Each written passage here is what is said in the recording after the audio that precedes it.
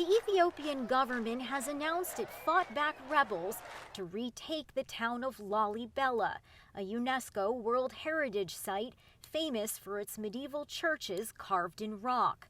But after a year of bloody battles, displacement, and famine, the country has deteriorated so much that the U.S. Embassy is preparing for a potential evacuation.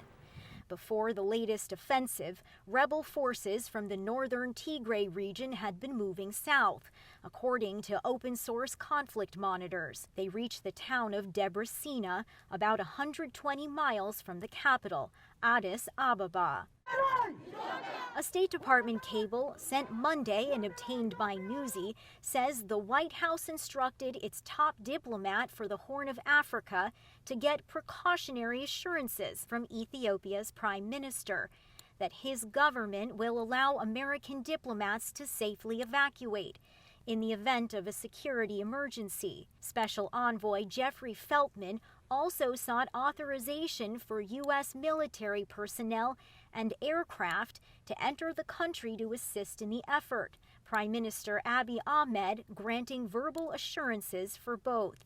This before a senior State Department official announced there were no plans to fly the U.S. military into the country. A spokesperson now tells Newsy they can't comment on a leaked cable. Well, the likelihood of any scenario where the capital falls and the United States is forced to evacuate its citizens is really hard to ascertain right now. Cameron Hudson was the Director of African Affairs at the National Security Council in the Obama administration. He says officials are desperately trying to avoid a rushed departure that in any way resembles the chaotic evacuation from Kabul, with Americans left behind. An estimated 30,000 to 40,000 U.S. citizens are in Ethiopia, but experts say that number is likely much higher. Washington's primary concern right now is avoiding the fall of Addis, and as part of that, avoiding U.S. personnel being caught in crossfire and being unable to escape.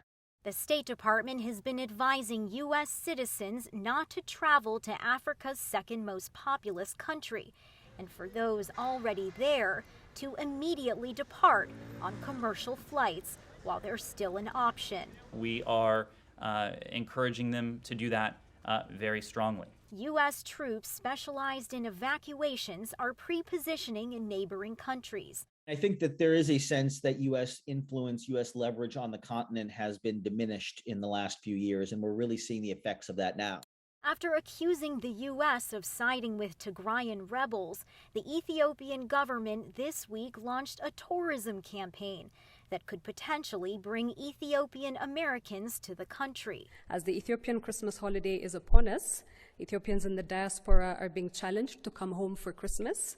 1 million diaspora by January 7th, 2022. So far, the safety of the Ethiopian diaspora and U.S. citizens appears to hinge on what the State Department is supporting: de-escalation and a negotiated ceasefire. Sasha Ingber, Newsy, Washington.